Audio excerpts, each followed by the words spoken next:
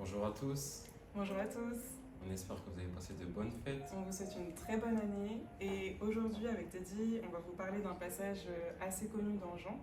Donc c'est Jean 8, le passage sur la femme adultère. Avant de commencer, on va juste prier pour mettre tout ça entre les mains du Seigneur. Amen. Seigneur, on veut te remettre ce moment entre tes mains.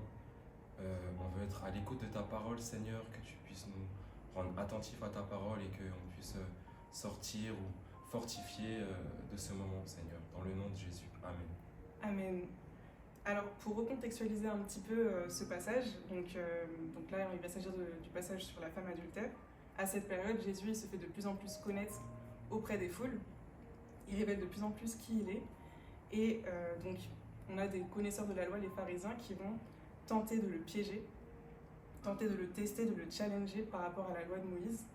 Et donc pour le tester, les connaisseurs de la loi vont amener une femme adultère, une femme qui vient de commettre le péché d'adultère. Ils vont l'amener aux pieds de Jésus et ils vont le confronter avec la loi de Moïse. Donc là, si on prend par exemple les versets 4 et 5, Teddy, tu peux peut-être lire. Donc je commence au verset 4. Et dire à Jésus, Maître, cette femme a été surprise en flagrant délit d'adultère. Moïse, dans la loi, nous a ordonné de lapider de telles femmes. Et toi, que dis-tu? La définition de lapider, c'est simplement mettre à mort une personne en lui jetant des pierres. Donc là, ils confrontent Jésus et ils lui disent « Que dis-tu » À ce moment-là, donc, si on va un peu plus loin, Jésus il va dire que celui d'entre vous qui est sans péché jette le premier la pierre contre elle. À partir de ces mots, les Juifs vont se retirer un à un, et là Jésus va se retrouver seul avec cette femme, seul à seul, et il va lui dire « Femme, où sont ceux qui t'accusaient? Personne ne t'a donc condamné ?» Elle répondit « Personne, Seigneur. » Jésus lui dit « Moi non plus, je ne te condamne pas. Vas-y, et désormais ne pêche plus. » Donc si on s'imagine un peu la scène, la femme elle se retrouve au milieu face à Jésus, et Jésus ne la condamne pas. Amen. Amen, waouh. Merci Seigneur pour ta parole. Est-ce que toi aussi, tu t'es déjà senti condamné? Est-ce que tu as pu commettre des erreurs dans le passé et tu sens encore sur toi un poids de culpabilité? Ça nous arrive souvent, à nous chrétiens, de commettre des erreurs et de nous sentir loin de Dieu, sales, et on a peur de s'approcher de Dieu. Mais la bonne nouvelle, c'est que Jésus-Christ est mort pour nous à la croix. Il a pris nos péchés, il a pris nos erreurs, et maintenant nous sommes libres de nous approcher de Dieu librement. Un peu plus loin, dans Jean 8, au verset 32, la Bible nous dit « Vous connaîtrez la vérité, et la vérité vous rendra libre. » La bonne nouvelle, c'est que Jésus est la vérité. La Bible nous dit que Jésus est le chemin, la vérité et la vie. Plus on va s'approcher de Jésus, plus on va être conscient de son amour, plus la culpabilité va nous quitter. Un peu plus loin,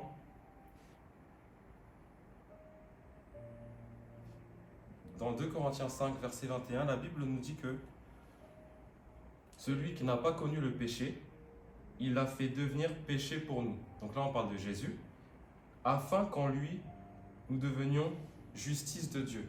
Donc nous sommes la justice de Dieu, c'est notre nouvelle identité. Nous sommes pardonnés en Christ, nous avons une nouvelle nature, la nature des justifiés. Juste de Dieu, nous sommes pardonnés. Et pour confirmer mes propos, nous allons aller dans Romains 8 au verset 33 et 34. Qui accusera ceux que Dieu a choisis? C'est Dieu qui les déclare justes. Qui les condamnera? Jésus-Christ est mort, bien plus il est ressuscité, il est à la droite de Dieu et il intercède pour nous. Waouh! Jésus-Christ intercède pour nous, Dieu est pour nous et il n'est pas contre nous. Donc vraiment qu'en 2024, on puisse s'approcher de Dieu librement, sans culpabilité. Amen. Amen. Donc comme on l'a vu dans ce passage sur la femme adultère et les différentes choses qu'on a évoquées, parfois on peut se sentir rempli de culpabilité, on peut avoir commis des erreurs, commis des fautes, commis des péchés.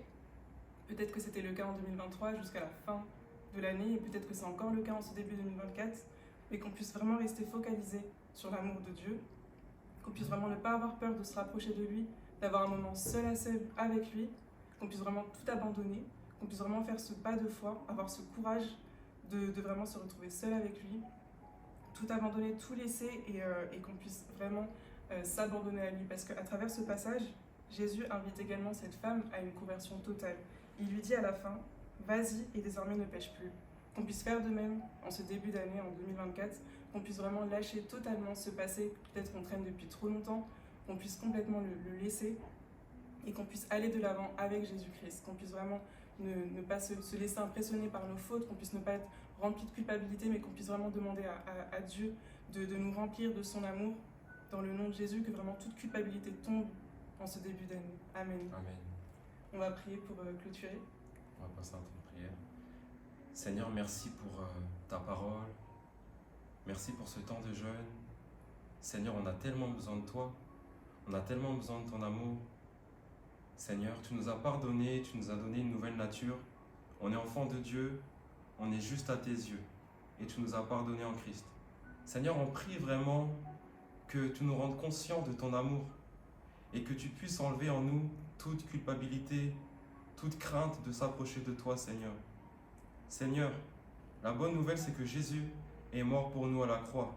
Nous sommes libres de nous approcher de toi parce que tu ne regardes pas à nos actes, mais tu regardes au sacrifice de Jésus. Seigneur, rends-nous conscients de ton amour. Aide-nous à nous approcher de toi et rends-nous conscients de notre nouvelle nature, de justifier. Au nom de Jésus, Amen. Amen, Seigneur. Merci pour tout ce que tu as fait jusqu'à présent. On te remet vraiment ces jours de jeûne et prière entre tes mains. Tu vois nos cœurs, Papa, tu vois le cœur de mes frères et sœurs. Peut-être qu'ils ont commis des erreurs, peut-être qu'il y a des choses avec lesquelles ils ne sont pas en paix. Que vraiment tu puisses nous inonder de ta paix, Papa. Que vraiment tu puisses nous inonder de ton amour. Que vraiment on puisse lâcher ce passé que l'on traîne depuis trop longtemps. Comme tu l'as fait avec la femme adultère, tu ne nous condamneras pas, Papa. Qu'on puisse vraiment avoir conscience de cette réalité, de cette vérité qui nous affranchit, qui nous libère, Papa. Merci pour tout ce que tu fais. Continue à travailler en nous, dans le nom puissant de Jésus. Amen. Amen. Amen. Amen. Soyez bénis. Soyez bénis.